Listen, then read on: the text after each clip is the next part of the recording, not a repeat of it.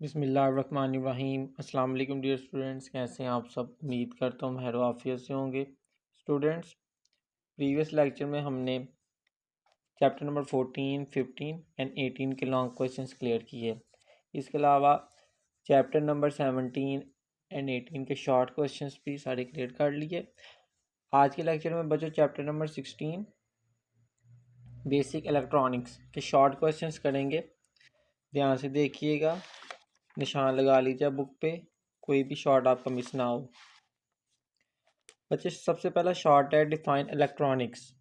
Electronics is that branch of applied physics which deal with the control of motion of electrons using different devices. बच्चे electronics जो उनसे आपके पास physics की एक ऐसी ब्रांच है जो हमें इलेक्ट्रॉन के मोशन को कंट्रोल करना सिखाती है डिफरेंट डिवाइसेस को यूज़ करके। तो ये आपने यहाँ से लेकर यहाँ तक डेफिनेशन करनी है। सेकंड शॉर्ट है what is mean by thermionic emission, कि थर्मियोनिक इमिशन से क्या मुराद है। इसका आंसर आपने यहाँ से लिखना है the process of emission of electrons from hot metal surfaces is called thermionic emission. बच्चे ये एक ऐसा तरीका होता है जिसमें इलेक्ट्रॉन्स इमिट होते हैं किसी भी हॉट मेटल सरफेस से। ठीक है, किसी भी हीटिंग सरफेस में से जब भी इलेक्ट्रॉन्स इमिट होते हैं, हारिज होते हैं, तो उस पूरे के पूरे प्रोसेस को हम नाम देते हैं थर्मियोनिक इमिशन का। Example, thermionic emission can usually be produced by electrically heating a fine tungsten filament. Typically values of the voltage and current used for this purpose are 6 voltage and 0.3 ampere respectively. इसमें बच्चे हम 0.3 ampere की current या 6 voltage जो है ना वो provide करते हैं किसमें, टंगस्टन फिलामेंट में। ठीक है, या हम आगे इसको पढ़ेंगे। एग्जांपल आप ये लिखिएगा। Next short question number 3, how electrons are deflected by electric field. कि इलेक्ट्रिक फील्ड में इलेक्ट्रॉन्स किस तरह से डिफ्लेक्ट होते हैं। या फिर बच्चों इलेक्ट्रॉन्स की जगह पे वो आपसे पूछ सकता है how cathode rays are deflected by electric field. Electrons का नाम भी दे सकता है या फिर कैथोड रेज का नाम भी दे सकता है। तो इसका आंसर आपने यहाँ से लिखना है। पहले समझते हैं, देखिए ये आपके पास ये डायग्राम आपको नज़र आ रही होगी। इसमें एक नेगेटिव प्लेट है, एक आपके पास है पॉजिटिव प्लेट। ठीक है, इसमें से वो बीम ऑफ इलेक्ट्रॉन्स को पास करेगा। बारी बारी इलेक्ट्रॉन्स जो से उसके ऊपर नेगेटिव चार्ज होता है। इस तरह से एक दो इलेक्ट्रॉन नहीं, बहुत ज़्यादा इलेक्ट्रॉन जो से इसमें से पास करवाए जाएंगे। अब बच्चे यहाँ पर नेगेटिव प्लेट है और इलेक्ट्रॉन के ऊपर भी नेगेटिव चार्ज होता है। जब इलेक्ट्रॉन यहाँ से मूव कर रहे होंगे, ये नेगेटिव को क्या करेगा, रिपेल, और पॉजिटिव नेगेटिव को क्या करेगा, अट्रैक्ट। तो जिसकी वजह से इलेक्ट्रॉन जो है ना वो पॉजिटिव प्लेट की तरफ, ये देखिए लाइन शो हो रही है, मतलब पॉजिटिव प्लेट की तरफ डिफ्लेक्ट हो जाएंगे। तो ये हमारा टॉपिक था कि कैसे इलेक्ट्रिक फील्ड में इलेक्ट्रॉन्स डिफ्लेक्ट होते हैं। ठीक है, ये प्लेट लगाने का मकसद ये था कि यहाँ पर पोटेंशियल क्रिएट होगा जिसकी वजह से इलेक्ट्रिक फील्ड क्रिएट होगी। तो ये देखें ज़रा, we can set up an electric field by applying a potential difference across two parallel plates separated by some distance. When electron beam passes between the two plates, जब electron beam इन दो plates में से pass करेगा, it can be seen the electrons are deflected toward the positive plate. तो हम ये देखेंगे जो से इलेक्ट्रॉन जब किसकी तरफ डिफ्लेक्ट हो जाएंगे, पॉजिटिव प्लेट की तरफ। The reason for this is that electrons are attracted by the positive charges and are repelled by the negative charges due to force F is equal to QE, where Q is the electron charge and E is the electric field due to plates। यहाँ तक आपने करना है। तो इसमें यही बताया हुआ था कि रीज़न ये थी कि जो से इलेक्ट्रॉन्स हैं वो नेगेटिव चार्जेस से रिपेल होते हैं। रिपेल का मतलब होता है दूर जाना, और पॉजिटिव प्लेट यानी कि पॉजिटिव चार्जेस से अट्रैक्ट होते हैं यानी कि करीब आना।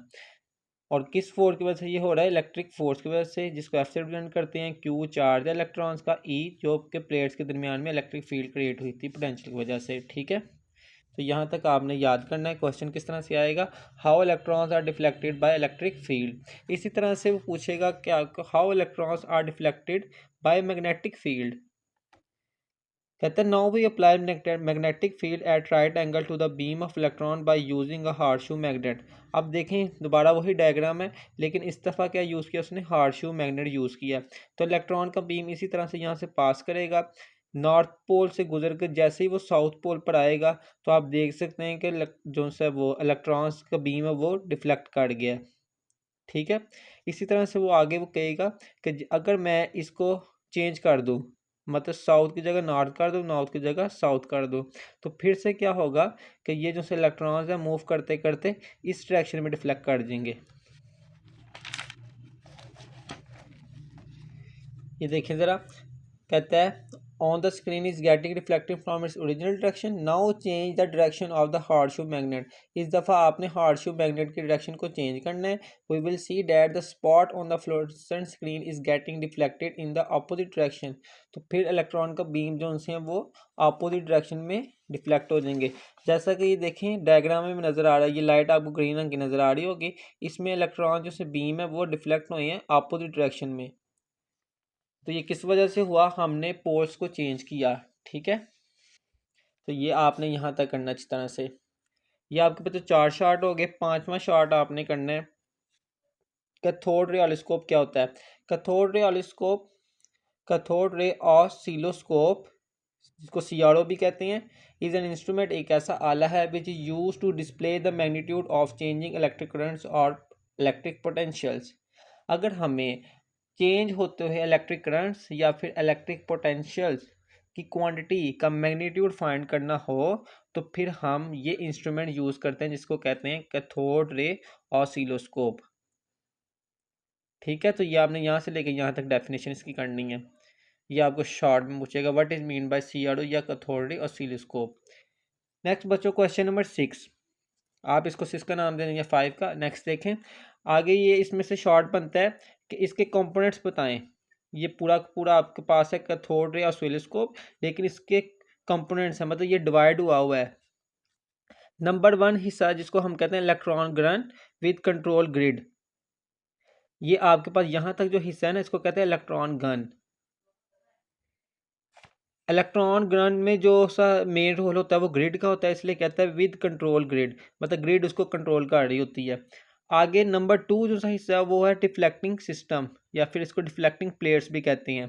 ठीक है, नंबर 3 पार्ट जो सा होता है वो होता है फ्लोरेसेंट स्क्रीन, फ्लोरेसेंट स्क्रीन। तो ये आपने 3 कंपोनेंट्स याद करने, आपसे पूछेगा कि कंपोनेंट्स बताएं सीआरओ के, तो electron gun with control grid, the deflecting plates और फ्लोरेसेंट स्क्रीन। अब इन तीनों में सबसे पहले इलेक्ट्रॉन गन, ये वाला हिस्सा इलेक्ट्रॉन गन है, यहाँ तक हिस्सा इलेक्ट्रॉन गन का है। इसमें होता क्या है, इसमें देखिएगा सबसे पहले आपके पास एफ सिंबल नजर आ रहा है, इसको कहते हैं फिलामेंट। फिलामेंट जो है ना वो बैटरी से कनेक्ट होता है, बैटरी की वोल्टेज होती है 6 वोल्ट। जैसे कि पीछे एग्जांपल में मैंने आपको बताया था कि यहाँ देखें इस थर्मोनिक मिशन में कितनी थी वोल्ट, 6 वोल्टेज।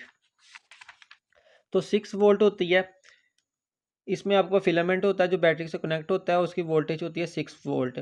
ये बहुत ही गर्म होता है, जैसे कि हमने पढ़ा था हॉट मेटल, या फिर इसको हीटिंग भी कह सकते हैं, हीटर भी कह सकते हैं, ये लिखा हुआ है। ठीक है, बहुत ही ज़्यादा गर्म होता है। इसमें से इलेक्ट्रॉन्स पास किए जाते हैं, इसलिए इसे कहा जाता है ये इलेक्ट्रॉन का सोर्स है। ये लिखा हुआ है the electron gun consist of an electron source, इसमें से बीम ऑफ इलेक्ट्रॉन पास किए जाते हैं। आगे हम यूज़ करते हैं ग्रिड। ग्रिड का काम ये होता है कि जो इलेक्ट्रॉन का बीम आएगा ना वो बहुत ज़्यादा तादाद में होगा, तो उसने उसके कुछ ऐसे होंगे इलेक्ट्रॉन उसमें जिनकी एनर्जी कम होगी, कुछ ऐसे होंगे जिनकी एनर्जी हाई होगी। तो एकदम इलेक्ट्रॉन को पास नहीं करना, क्योंकि हम स्क्रीन में एक स्पॉट पे नहीं दिखाना चाहते, हम स्क्रीन में डिफरेंट स्पॉट पर इलेक्ट्रॉन्स को फैलाना चाहते हैं, क्योंकि ये स्क्रीन का आगे हम पढ़ेंगे मकसद होता है कि ब्राइटनेस शो करना। ठीक है, तो वो हम कंट्रोल कर, जितनी हमें रिक्वायरमेंट होगी उतनी ही ब्राइटनेस चाहिए, इसलिए यहाँ पे ग्रिड लगाई जाती है जिसके ऊपर नेगेटिव चार्ज होता है। तो वो क्या करता है कि आपके पास इलेक्ट्रॉन के बीम को कंट्रोल करता है। आगे एनोड होता है, यूज़ करते हैं हम, क्योंकि इलेक्ट्रॉन के ऊपर नेगेटिव चार्ज होता है, एनोड के ऊपर पॉजिटिव चार्ज होता है। तो जो इलेक्ट्रॉन आ रहे होते हैं कहीं पर ज़रूरत पड़ती है कि उनकी जो सी स्पीड है उसको तेज़ किया जाए, तो वो क्या करते हैं, फोर्स करते हैं। ठीक है, इलेक्ट्रॉन्स को एनर्जी देते हैं। चले इंग्लिश में पढ़ते हैं, अब देखें the electron gun consist of an electron source which is an electrically heated cathode that ejects electrons. ये इलेक्ट्रॉन गन क्या होता है, ये एक सोर्स है जो कि इलेक्ट्रॉन को अपनी तरफ लेकर आता है। ठीक है, Electron gun also has an electrode called grid G for controlling the flow of electron in the beam. तो ये हमने पढ़ा था कि इलेक्ट्रॉन गन में एक आपके पास ग्रिड होती है जिसका मकसद ये होता है कि बीम ऑफ इलेक्ट्रॉन्स को कंट्रोल करना, बीम ऑफ इलेक्ट्रॉन्स को कंट्रोल करना। The grid is connected to a negative potential. Grid को कौन सा पोटेंशियल दिया जाता है? Negative. The more negative this potential, the more electrons will be repelled from the grid and hence fewer electron will reach the anode and the screen। देखें जितना grid को negative potential दिया जाएगा उतने इलेक्ट्रॉन्स क्या होंगे? रिपेल होंगे। क्यों? क्योंकि आपको पता है इलेक्ट्रॉन्स के ऊपर भी नेगेटिव चार्ज होता है और ग्रिड को भी हमने नेगेटिव चार्ज दिया हुआ है। And hence fewer electrons will reach the node and the screen।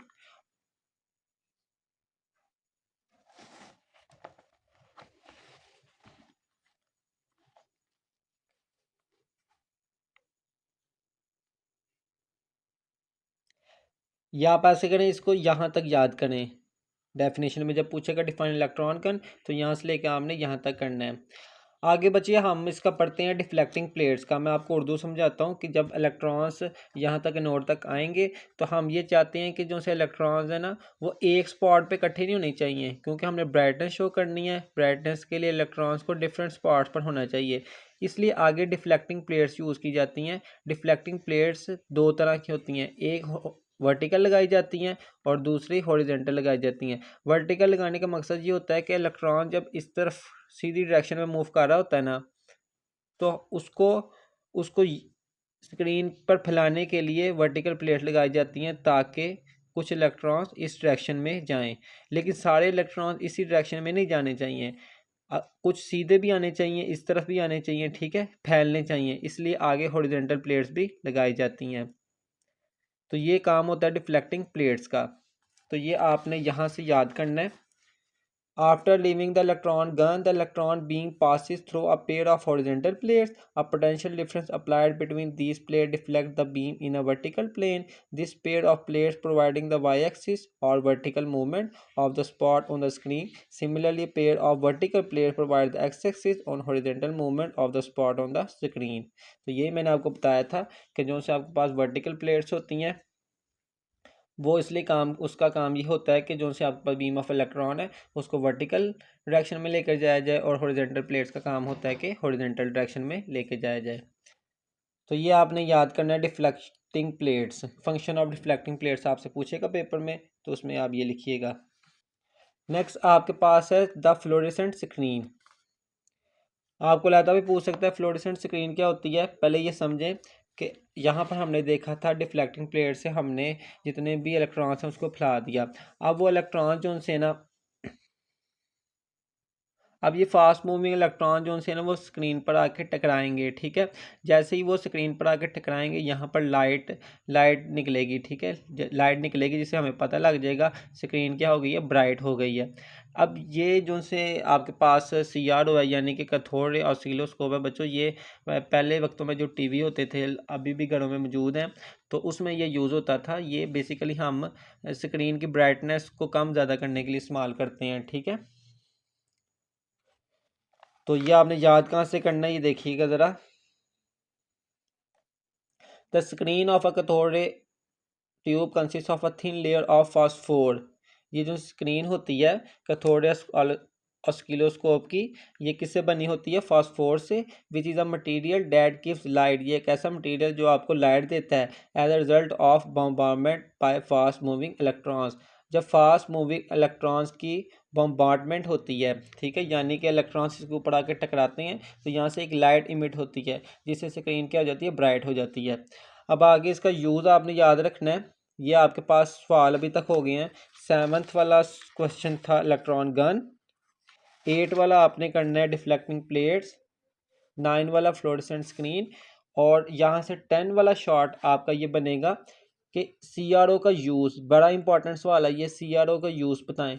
तो ये बहुत in many field of science में यूज़ होता है। डिस्प्लेइंग वेव फॉर्म्स बनाने के लिए इस्तेमाल होता है, मजरिंग वोल्टेजेस, रेंज फाइंड करने के लिए रडार में, साउंड इको में, और सी बेड्स की डेप्थ के लिए। और इसका बहुत इंपॉर्टेंट यूज़ क्या है कि ये हार्ट बीट्स में, जैसे कि हम जाते हैं हॉस्पिटल में, देखते होंगे ना, तो वहाँ पर हार्ट बीट्स जब ग्राफिकली शो हो रही होती है कुछ इस तरह से, तो ये सीआरओ की मदद से यानी कि कैथोड या ऑस्किलोस्कोप की मदद से हम वहाँ पर स्क्रीन के ऊपर देखते हैं।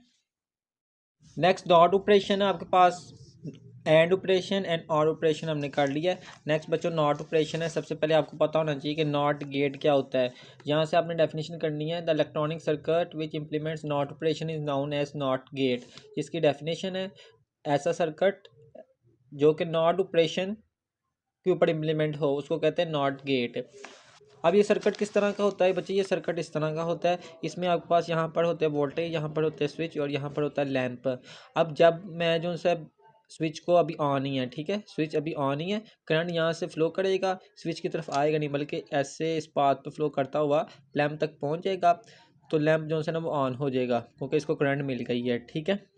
तो हमने क्या देखा है, जब आपके पास ये स्विच जो है वो ओपन है तब लैंप ऑन हो रहा है, और जब ये स्विच क्लोज हो जाएगा तब देखते हैं करंट यहाँ से फ्लो करना शुरू करेगा और करते करते ये ऊपर नहीं जाएगा बल्कि इस तरफ आएगा, क्योंकि यहाँ पर अब जो है आपके पास लूप वो क्लोज हो गया तो और करंट जो है ना वो लूप में फ्लो करता है, तो वो करंट जो है ना वो यहाँ से गुजरेगी और आकर इस स्विच के पास आ जाएगी और ऐसे मूव करके नेगेटिव टर्मिनल तक पहुँच जाएगी।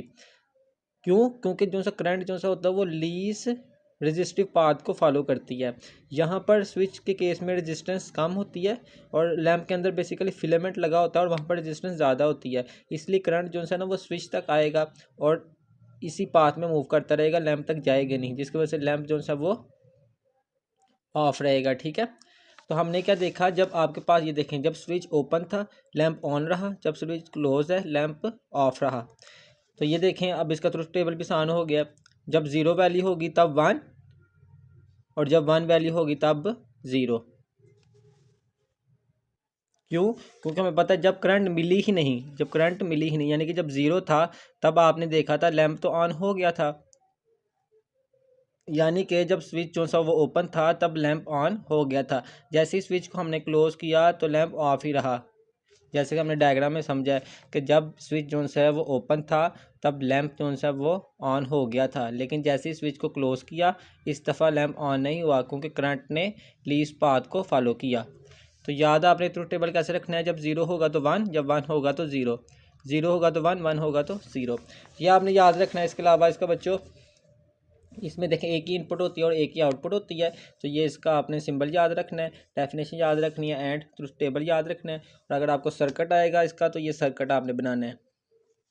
आगे नैंड गेट, नैंड गेट बनता है नॉट प्लस एंड से, नॉट को और एंड को हम कंबाइन करते हैं तो ये एक नया गेट बनता है जो कहते हैं नैंड गेट। डायग्राम में भी आप देख सकते हैं, पहले इसकी डेफिनेशन देखें, nand operation is simplify and and operation followed by the not operation. For example nand gate is obtained by coupling a not gate with the output terminal of the and gate. Couple किस चीज़ का होता है, not gate का और output terminal of the and gate. जहाँ तक आपने इसकी डेफिनेशन करनी है, डायग्राम में भी देख सकते हैं, हमने कहा था ये एंड और नॉट का कम्बिनेशन है, तो ये देखें ये एंड गेट का सिंबल जो हमने पीछे पढ़ा है, ये नॉट गेट का सिंबल, दोनों को मिलाएंगे एक नई चीज़ बनेगी जिसको कहेंगे नैंड गेट। तो ये नैंड गेट की डायग्राम है, ठीक है। इसका फार्मूला होता है X is equal to A, इसको पढ़ते हैं and B, X is equal to A and B. तो ये नैंड गेट की आपने डायग्राम बनानी है, डेफिनेशन करनी है इसमें। अब इसमें बच्चों लास्टली जो सा रह गया वो आपका इसका ट्रुथ टेबल है। ये ट्रुथ टेबल समझिए किस तरह से ये बना है, ये वाला इसका नैंड गेट का है। ये देखिएगा ज़रा, ये देखें आपके पास 4 पॉसिबिलिटी होती हैं, या तो सबसे पहले पॉसिबिलिटी ये है कि दोनों की दोनों वैल्यूज़ क्या हो 0। अब सबसे पहले हमने जो सा ऑपरेशन लगाना है, आपको पता है नैंड गेट होता है नॉट प्लस एंड, सबसे पहले एंड का यूज़ करना है फिर यूज़ करना है नॉट का, और फिर हमारे पास जो आंसर आएगा वो नैंड का होगा। सबसे पहले हमने यूज़ करना है एंड का। एंड में आपको पता है जब 2 वैल्यू 0 होती थी आंसर 0 आता था। दोबारा देख लें, एंड में बस हमने ये पढ़ा हुआ है कि जब 2 1 वैल्यूज़ होंगी तब भी 1 होना करना है। ये देखें ज़रा, जब 2 वैल्यूज़ 1 होंगी तब भी आंसर 1 आएगा, अदरवाइज सारे 0 होंगे। तो देखें इसमें देखें जब दोनों 0 हो गए तब 0, 1 0 1 1 हो तब भी 0 होना है, 1 1 1 0 हो तब भी 0 होना है। सिर्फ 1 कब होगा, जब दोनों वैल्यूज़ क्या होंगी 1। एंड ऑपरेशन हमने इसके ऊपर लगा दिया। अब हमने दूसरा ऑपरेशन कौन सा लगाना है, नॉट का। दूसरा ऑपरेशन हमें उसने कहा था आपने लगाना है नॉट का, ठीक है। अब नॉट ऑपरेशन में क्या होता है, नॉट ऑपरेशन ये कहता है अगर 0 होगी तो 1, 1 होगी तो 0। तो देखिए अब 0 होगी तो 1, 0 होगी तो 1, 0 होगी तो 1, 1 होगी तो 0। तो ये फाइनल आपके पास आंसर किसका है, नैंड गेट का। तो इस तरह से करना है। ये बताने का मकसद ये है कि बुक पे उसने एक स्टेप मिस किया हुआ है, डायरेक्ट आंसर लिखा हुआ है, ये देखें 3 स्टेप में लिख दिया हुआ है, बल्कि एक और स्टेप यहाँ पर आएगा, फिर आपको समझ लगेगी कि ये किस तरह से बना है। लास्टली हमारे पास जो सा गेट है वो है नॉट गेट। नॉट गेट में आपने डेफिनेशन सबसे करनी है। The not operation is simply as or operation followed by a not operation. The not gate is obtained by coupling the output of the or gate with the not gate. इसमें भी दो होती हैं, एक होता है नॉट और एक होता है ऑड, दो कंबाइन होते हैं तो क्या बनता है, नॉट। ये इसमें आप डायग्राम भी देख सकते हो। सबसे पहले इसने ऑड की यूज़ की है, उसके साथ कंबाइन के नॉट की, जो नई बनेगी उसको कहेंगे नॉट गेट। इसको पढ़ते हैं, X is equal to A और B not. X is equal to, ये लिखा भी हुआ है, X is equal to A और B not, X is equal to A और बी नॉट, इस तरह पढ़ा जाता है। इसका टेबल अब सीखते हैं किस तरह से बनाया उसने। देखें, इसमें हमने यूज़ करना है, दो चीज़ें मिलानी हमने, नॉट प्लस और। सबसे पहले हम अप्लाई करते हैं और ऑपरेशन और उसके बाद अप्लाई करेंगे नॉट ऑपरेशन, ठीक है। चलें इधर देखें हम एग्जांपल में, ये तो टेबल इसका देखें। पहली पॉसिबिलिटी ये होती है कि दोनों वैल्यू 0 हो, और हमने कहा था सबसे पहले और ऑपरेशन लगाना है। और ऑपरेशन ये कहता था कि जब दोनों वैल्यू 0 होगी तब ही आंसर 0 होना करना है, अदरवाइज सारे के सारे क्या होने करने हैं, 1। जब दो वैल्यू 0 होगी तब भी 0, 1 0 1 1 हो तब भी 1, 1 1 1 0 तब भी 1, दोनों 1 हो तब भी 1। सिर्फ 0 कब हुआ करेगा, जब दोनों वैल्यू 0 होगी। ये लगा लिया हमने इसके ऊपर और ऑपरेशन। उसके बाद लगाना है नॉट ऑपरेशन। नॉट ऑपरेशन ये कहता है कि जब 0 होगी तो 1, 1 होगा तो 0, 1 होगा तो 0, 1 होगा तो 0, ठीक है। यानी कि अगर 0 तो 1 कह देना, 1 होगा तो 0 कह देना करना है। तो ये इस तरह से फाइनल टेबल बनेगा ये वाला आपके पास नॉट गेट का। ये मैंने रफली लिख ली है, ये वैल्यू याद रखने के लिए आप भी इस तरह से रख लें। एंड गेट में याद रखना है जब दोनों वैल्यूज़ 1 हुआ करेगी तब भी आंसर 1 आया करेगा। ऑड गेट में याद रखना है जब दोनों वैल्यू 0 होगी तब भी आंसर 0 आएगा। नॉट गेट में याद रखना है जब 0 होगी तो 1 कह देना करना है, 1 होगा तो 0 हो जाए करेगा। नैंड गेट में आपने याद रखना है जब दोनों वैल्यूज़ 1 होगी तो 0 आया करेगा। और नॉट गेट में याद रखना है जब दोनों 0 होगी तब ही 1 होगा। तो इस तरह से आप ये बना लें ताकि पेपर में आपको आसानी से याद रहे। पिछली सोचने का मतलब वक्त कभी कभार नहीं होता, तो आप इसको डायरेक्टली याद रख सकते हैं। नेक्स्ट इस चैप्टर का बच्चों लास्ट शॉर्ट है कि यूजेस ऑफ लॉजिक गेट्स। इसके दो यूजेस आपने याद रखने हैं, house safety alarms and alarm gate. House safety alarms and alarms gate. जब आपको पूछेगा यूजेस ऑफ लॉजिक गेट्स तो उसमें ये लिखिएगा जी। तो ये आपके ख़त्म हो गए शॉर्ट पूरे चैप्टर के। तो आप इसको नोट करें, निशान लगाएं अच्छी तरह से। कोई कन्फ्यूजन हो तो आप लाजमी पूछिएगा।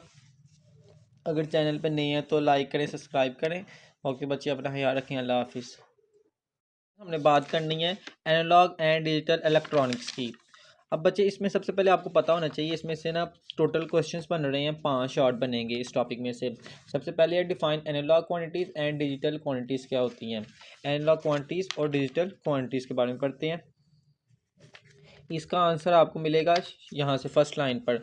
The quantities whose values vary continuously are known as analog quantities. ऐसी क्वांटिटीज़ जो कि कॉन्टीन्यूसली चेंज होती जाएं, जिनकी वैल्यूज़ कॉन्टीन्यूसली चेंज होती जाएं, उनको हम नाम देते हैं एनालॉग क्वांटिटीज़ का। मिसाल के तौर पर the temperature of air varies in a continuous fashion during 24 hours of a day. ऐसा ही होता है ना, सुबह सुबह हम उठते हैं तो टेम्परेचर जो सा मॉर्निंग में ना बहुत ज़्यादा कम होता है, आहिस्ता आहिस्ता वो इंक्रीज़ होता जाता है। जब दोपहर का टाइम आता है फिर इंक्रीज़ होते होते फिर जो है ना एकदम चेंज हो जाता है, डिक्रीज़ होना शुरू हो जाता है। मतलब कहने का ये है कि ये कॉन्टीन्यूसली वेरी कर रहा है। वेरी का मतलब होता है कॉन्टीन्यूसली चेंज होना। सुबह के टाइम कुछ था, दोपहर को कुछ था और रात को कुछ हो गया। तो ये आपके पास टेम्परेचर जो सा वो एक एनालॉग क्वांटिटी है। इसके अलावा प्रेशर सिमिलरली यहाँ से करना है। Similarly pressure, distance etcetera are analog quantities. Distance भी देखें ना, पहले 2 मीटर है, फिर 4 मीटर है, फिर 6 मीटर है, आहिस्ता आहिस्ता इंक्रीज़ होता रहता है। प्रेशर भी आहिस्ता आहिस्ता इंक्रीज़ होता रहता है। तो ये आपके पास कौन सी क्वांटिटीज़ है? Analog quantities. इसके बाद डेफिनेशन है डिजिटल क्वांटिटीज़ की, वो नेक्स्ट पेज पर है। यहाँ से आपने स्टार्ट करनी है द क्वांटिटीज से। The quantities whose value vary in discrete steps are called digital quantities. ऐसी क्वांटिटी जिसकी वैल्यूज डिस्क्रीट स्टेप्स के साथ वेरी करे, मतलब कॉन्टिन्यूसली ना करे बल्कि स्टेप बाय स्टेप क्या करे, चेंज होती रहे, वेरी करती रहे। आगे वो कहता है digital quantities are expressed in the form of digits और नंबर्स। बच्चों डिजिटल क्वांटिटीज़ को हम नंबर्स में या फिर डिजिट्स में रिप्रेजेंट करते हैं, ये बात आपने याद रखनी है। इसकी एग्जांपल आप लिख सकते हैं टेम्परेचर मेजर एवरी आवर। अगर हम हर घंटे में टेम्परेचर को मेजर करें तो हर घंटे का जब लफ्ज़ बोल दे इसका मतलब होता है step by step, discrete steps में हम टेम्परेचर को मेजर कर रहे हैं। तो एग्जांपल आपने लिखनी है temperature measure every hour. Question यहाँ तक ख़त्म नहीं हुआ। जब भी आपको आएगा define analog quantities and digital quantities, तब आपने डेफिनेशन लिखनी है। एनालॉग क्वांटिटीज़ की डेफिनेशन ये वाली, साथ में लिखनी है एग्जांपल, ये वाली डेफिनेशन लिखनी है और साथ में लिखनी है एग्जांपल। डिजिटल इलेक्ट्रॉनिक्स की डेफिनेशन आपने यहाँ से लेकर यहाँ तक करनी है और साथ में ये वाली लिखनी है एग्जांपल। इसके साथ आपने ये ग्राफ लाजमी बनाना है। ये देखें एनालॉग क्वांटिटीज़ में हमने यही पढ़ा था ना कि जो सी वैल्यूज़ है वो कॉन्टीन्यूसली चेंज होती रहेंगी। तो ये आप ग्राफ की तरफ देख सकते हैं, ज़रा गौर से देखें। इस पॉइंट के ऊपर जो सी वैल्यू वो बढ़ रही थी, जैसे मैंने कहा कि सुबह के टाइम टेम्परेचर कुछ था, आहिस्ता आहिस्ता टेम्परेचर बढ़ता गया। दोपहर के टाइम बहुत ज़्यादा गर्मी होगी, टेम्परेचर बढ़ गया। फिर जैसे शाम हुई आहिस्ता आहिस्ता टेम्परेचर कम होना शुरू हो गया। तो ये वाला ग्राफ आपने बनाना है एनालॉग क्वांटिटीज़ में। उसके बाद अगर डिस्क्रीट की बात करें तो देखिए स्टेप बाय स्टेप। पहले घंटे में जो सा आपके पास टेम्परेचर था वो इतना था, फिर जैसे जैसे टाइम बढ़ता गया टेम्परेचर भी बढ़ता गया। दोपहर के टाइम भी टेम्परेचर देखें ये पीक पर आ गया। जैसे ही शाम का वक्त आया ये टेम्परेचर कम हुआ, फिर 1 घंटे बाद टेम्परेचर कम हुआ, फिर रात हो गई, ये टेम्परेचर और कम हो गया। तो ये आपने डिस्क्रीट स्टेप्स में बनाना है ये ग्राफ। तो 3 चीज़ें डेफिनेशन बनानी है, कोई भी चीज़ मिस नहीं करनी। क्वेश्चन नंबर 12, इस टॉपिक में क्वेश्चन नंबर 2 है define analog electronics and digital electronics. Analog electronics क्या होता है और डिजिटल इलेक्ट्रॉनिक्स से क्या मुराद है? इसका आंसर यहाँ से करेंगे। The branch of electronic consisting of circuits which process analog quantities is called analog electronics. Electronics की ऐसी ब्रांच जो कि एनालॉग क्वांटिटीज़ को डील करती हो उसको हम कहते हैं एनालॉग इलेक्ट्रॉनिक्स। ठीक है। एग्जाम्पल में आपने लिखनी है एनालॉग क्वांटिटीज़ जिनके नाम है radios, televisions and telephones are a few common devices that process analog signals. ये इसकी एग्जांपल लिखनी है एनालॉग इलेक्ट्रॉनिक्स की। इसके अलावा बच्चे आगे आ जाते हैं डिजिटल इलेक्ट्रॉनिक्स, वो आपने याद करना है यहाँ से। The branch of electronics which deal with digital quantities is called digital electronics. Digital quantities को जो ब्रांच डील करती है उसको कहते हैं डिजिटल इलेक्ट्रॉनिक्स। आगे आपने बताना है digital electronics uses only 2 digits. हमने पढ़ा था ना डिजिटल क्वांटिटीज़ में कि इसमें नंबर्स या डिजिट्स होते हैं। तो कौन से वो डिजिट्स होते हैं? 0 होता है और 1। इसमें हम 0 और 1 को से रिप्रेजेंट करते होते हैं क्वांटिटीज़ को। And the whole data is provided in binary form. Binary कहते हैं दो को, दो कौन सी चीज़ें? एक 0 और एक 1। Due to which processing of data becomes easy. जिससे हम जो डाटा प्रोसेस कर रहे होते हैं ना वो आसानी हो जाती है। ये कंप्यूटर की लैंग्वेज होती है बाइनरी, जिसमें हम 0 और 1 को यूज़ करते हैं। तो ये आपने डिजिटल इलेक्ट्रॉनिक्स में यहाँ से लेकर यहाँ तक लिखना है, फिर यहाँ से लेकर यहाँ तक उसके बारे में बताना है। आगे आपने लास्ट पर एग्जाम्पल इसकी देनी है, वो ये रही modern telephone system, radar system, naval and other systems of military importance, devices to control the operation of industries, machines, medical equipments, and many household appliances are using digital technology। तो ये बेशुमार इसके एग्जाम्पल्स में से कोई से 2-3 example आप दे दें। तो ये था आपका क्वेश्चन नंबर 2 इस टॉपिक का और क्वेश्चन नंबर 12 टोटल। आगे आ जाता है differentiate between analog and digital signals. यहाँ पर आप लिखें सिग्नल्स, ठीक है। इलेक्ट्रॉनिक्स हमने कवर कर लिया है। अब एनालॉग और डिजिटल सिग्नल से क्या मुराद है, इसमें फ़र्क बताएं इन दोनों में। इसको समझने से पहले ये आप ग्राफ ये समझें एनालॉग सिग्नल्स का। इसमें आपके पास क्या एक वाई एक्सिस है और एक एक्स एक्सिस है, ठीक है। अब इस पॉइंट के ऊपर ज़ाहिर सी बात ये उसको कहते हैं ओरिजिन, जहाँ पर ज़ीरो वैल्यू होती है। अब इसकी जो सी मैक्सिमम वोल्टेज होती है वो 5 होती है, मतलब ये सिग्नल जो से नहीं देखें इंक्रीज़ कर रहे हैं, कहाँ तक पहुँचेंगे 5 वोल्टेज तक, और फिर आहिस्ता आहिस्ता ये डिक्रीज़ होंगे और करते करते ये -5 पर आएंगे। यहाँ पर इसकी वैल्यू होती है -5, फिर आहिस्ता आहिस्ता ये इंक्रीज़ करते जाएंगे और फिर इसी तरह से इनका पैटर्न चलता जाएगा। तो इन सिग्नल्स को हम कहते हैं एनालॉग सिग्नल। हमने ये पढ़ा था ना कि उनकी वैल्यूज़ कॉन्टिन्यूसली चेंज होती रहती है। तो मैक्सिमम होती है 5 वोल्टेज और मिनिमम -5 वोल्टेज। अब ज़रा इसकी डेफिनेशन देखें। ये यहाँ से आपने करना, कॉन्टिन्यूसली वेरिंग सिग्नल, ऐसे सिग्नल जो मुसलसल चेंज होते रहें उनको एनालॉग सिग्नल्स कहते हैं। मिसाल के तौर पर an alternating voltage varying between the maximum value of +5 voltage and the minimum value of -5 voltage is an analog signals. तो ये आपने ये डायग्राम मस्ट बनानी है और ये साथ में एक्सप्लेनेशन इसकी डेफिनेशन लिखनी है, ठीक है। आगे डिजिटल में क्या होता है, डिजिटल में मैंने आपको बताया था डिस्क्रीट स्टेप्स होते हैं। तो इसमें भी देखें यहाँ पर 0 1 क्यों लिखा हुआ है, हमने ये पढ़ा था कि डिजिटल हम जो से ना वो डिजिट्स इस्तेमाल करते हैं बाइनरी फॉर्म में 0 और 1 में। तो ये देखें पहले 0 थी, फिर 5 वोल्टेज तक जब गई तो तब कौन सी वैल्यू थी 1, फिर इस तरह से फिर 0 पे आएगी, फिर 5 पे जाएगी, फिर 0 पे आएगी, फिर 5 पे, फिर 0 पे। जो 5 पे जाते हैं आपको पता है वाई एक्सिस पे उसकी वैल्यू 1 होती है, तो इसलिए 1 1 वहाँ पे लिखा हुआ है, ठीक है। तो ये आपने इसका डिजिटल सिग्नल्स का ग्राफ बनाना है और डेफिनेशन लिखनी है आपने। A signals that can have only 2 discrete values is called a digital signal. जिसकी सिर्फ और सिर्फ 2 वैल्यूज हों 0 और 1, उसको डिजिटल सिग्नल्स कहते हैं।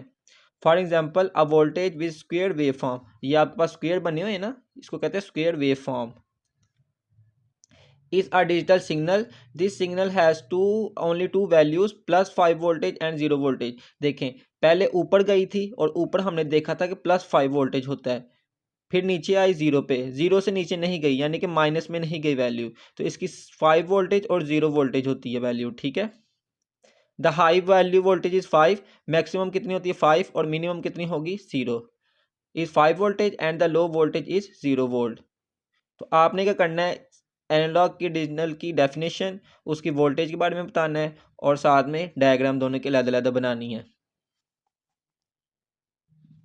नेक्स्ट क्वेश्चन और 4 है, what is ADC and DAC. ADC mean analogue digital converter और DAC mean digital analogue converter, ठीक है। तो ये इस तरह से पेपर में भी आ सकता है या फिर पूरे स्पेलिंग लिखकर भी दे सकता है। यह आपने यहाँ से करना है। A special circuit has been designed which converts in binary form the analog signals into a digital one in the form of digits in binary form. This circuit is known as analog to digital converter। यहाँ तक आपने ADC की लिखनी है, DAC की यहाँ से the output of the computer is again converted into analog form by circuit known as digital to analog converter. यहाँ तक लिखनी है डिजिटल टू एनालॉग कन्वर्टर की और यहाँ से लेके यहाँ तक एडी यानी कि एनालॉग डिजिटल कन्वर्टर की। अब इस आपके पास टॉपिक का लास्ट क्वेश्चन है, ये देखिएगा ज़रा। लास्ट क्वेश्चन ये है, write down some benefits of using, ये देखें, write down some benefits of using digital electronics over analog electronics. Digital ज़्यादा आपके पास बेनिफिट होता है एनालॉग से, उसका कुछ आप बताएं, उसके बारे में बताएं कि क्यों होता है। तो ये देखें, digital electronics requires Boolean algebra which is very simple. Boolean algebra का मतलब होता है यही हम जो पढ़ रहे हैं 0 और 1 बाइनरी फॉर्म, ठीक है, इसलिए ज़्यादा आसान होता है। In digital electronics only 1 and 0 are use so data error is reduce. इसमें सिर्फ 2 क्वांटिटीज़ होती हैं, 2 क्वांटिटीज़ होती हैं, ज़्यादा क्वांटिटीज़ नहीं होती, इसलिए डाटा जो है ना वो आपके पास उसमें कोई एरर नहीं आता, कोई गलती नहीं आती, हमारे लिए बहुत ज़्यादा आसान हो जाता है। तो दूसरा point, circles of digits electronic is small, और इसमें आपके पास सर्कल्स जो से होते हैं वो बहुत छोटे होते हैं, इसलिए डिजिटल इलेक्ट्रॉनिक्स बेहतर होता है एनालॉग इलेक्ट्रॉनिक्स से। तो ये आपने 5th क्वेश्चन करना है इस टॉपिक का और टोटल 15 हो गए हैं। नेक्स्ट टॉपिक है basic operations of digital electronics logic gates. इसमें सबसे पहले डेफिनेशन है बाइनरी वेरिएबल्स की। Such things which can have only two possible states are known as binary variables.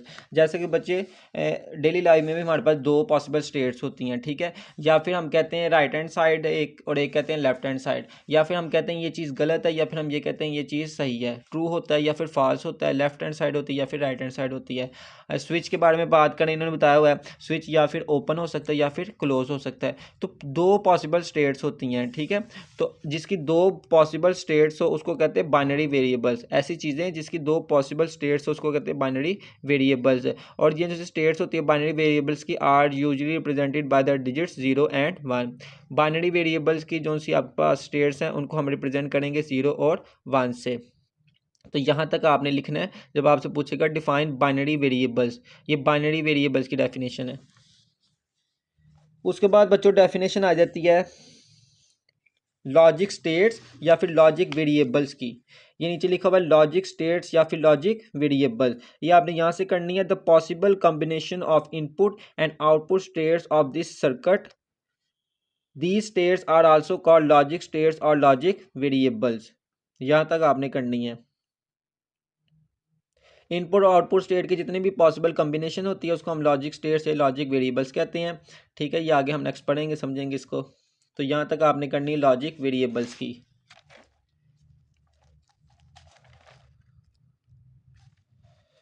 Next question है नेक्स्ट पेज के ऊपर, ये आपसे पूछेगा कि बताएं बोलियन अलजबरा क्या होता है। तो इसकी डेफिनेशन ये बुक पे लिखी हुई है, यहाँ से करनी है।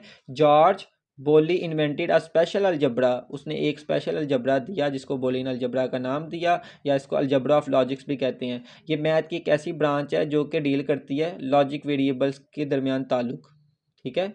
ऐसी ब्रांच जो लॉजिक वेरिएबल्स हमने पीछे पढ़े हैं ना, जिसमें दो चीज़ें होती हैं, इनपुट होता है या फिर आउटपुट होता है।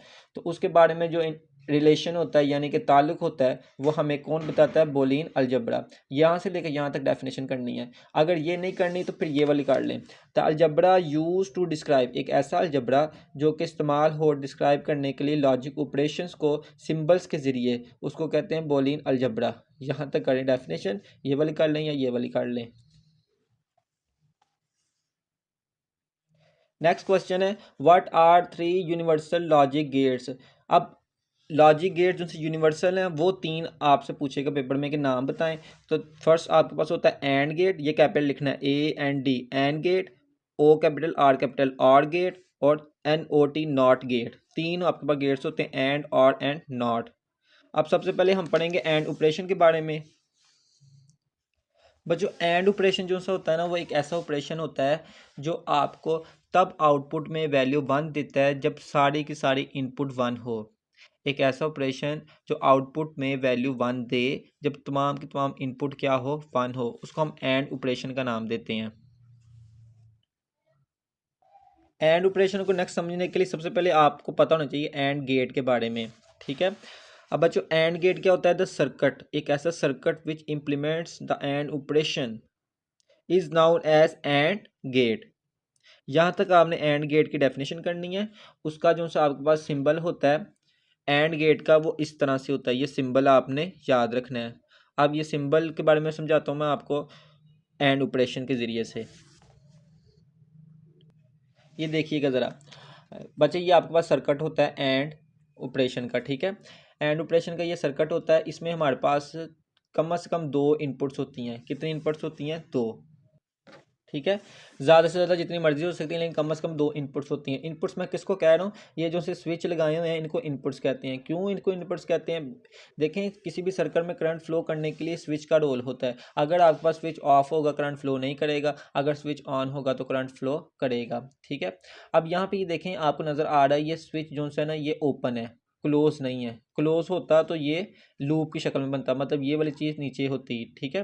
तो ये आपके पास जो सा स्विच है ये क्या है, ओपन है।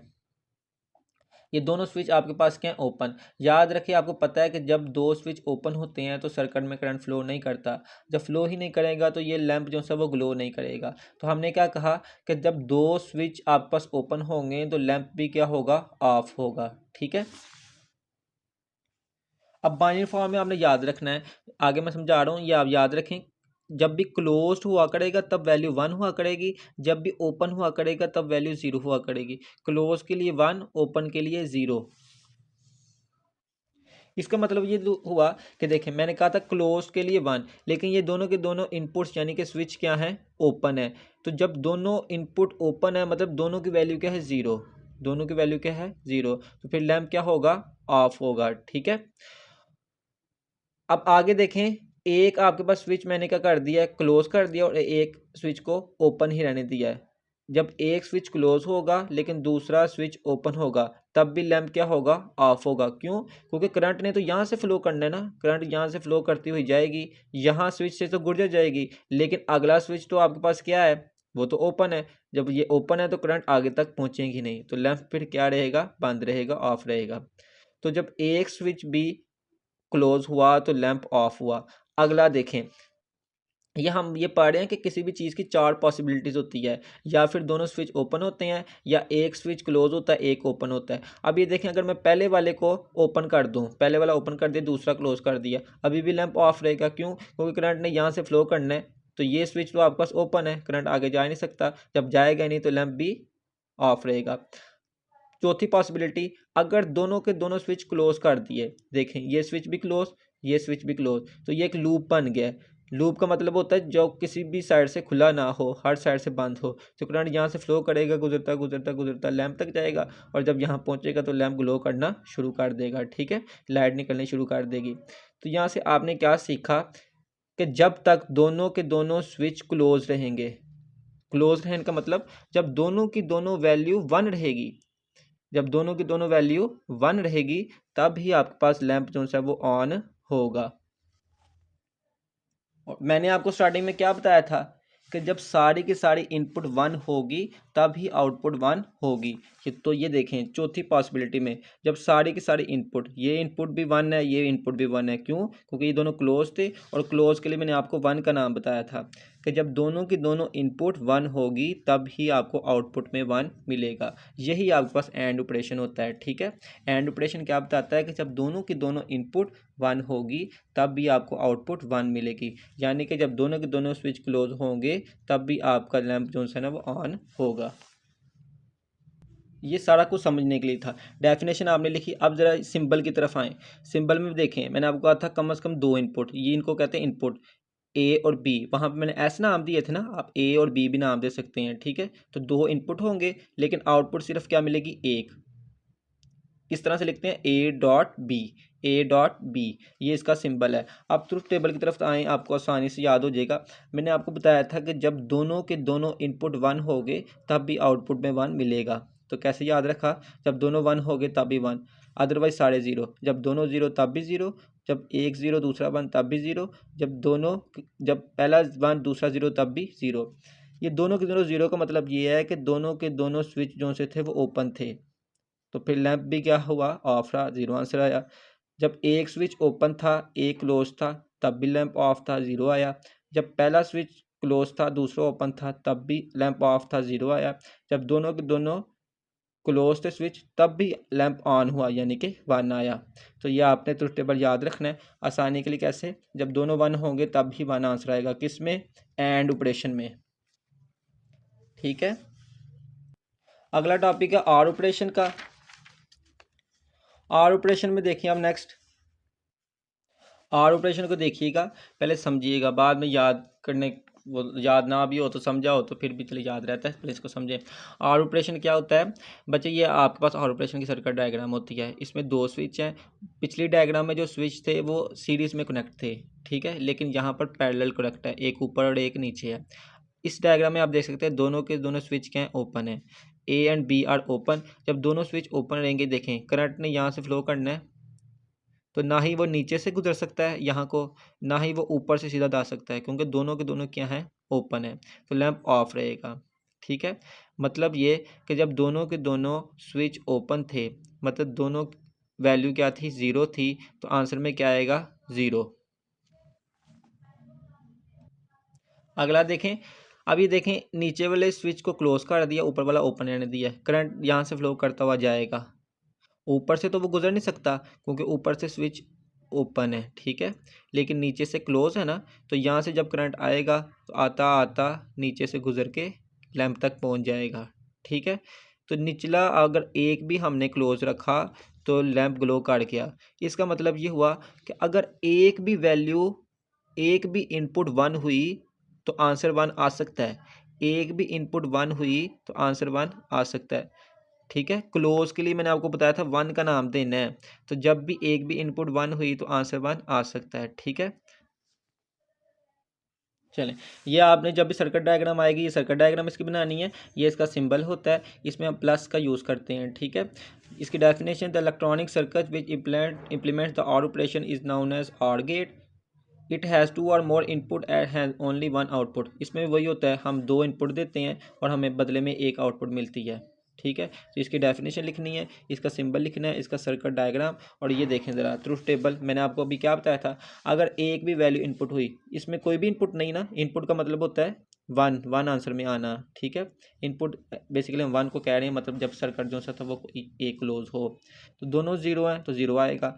मैंने कहा था कोई एक भी 1 हुआ, देखें इन दोनों में से एक 1 है तो आंसर में 1 आएगा, इन दोनों में से भी एक 1 है तो आंसर में 1 आएगा, और जब दोनों 1 होंगे तब भी 1 आएगा। जाहिर सी बात है, जब दोनों सर्किट क्लोज होंगे तो कहीं से भी करंट फ्लो करके जा सकता है, तो लैंप ग्लो कर सकता है, तो 1 तो आना ही है।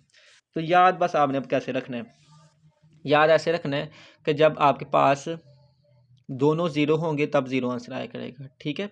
पिछले में क्या आपने याद रखा, जब दोनों 1 होंगे तब 1 आया करेगा, ये देखें ज़रा, जब दोनों 1 होंगे तब 1 आया करेगा, और अगले में क्या याद रखना है, जब दोनों 0 होंगे तब 0 आया करेगा।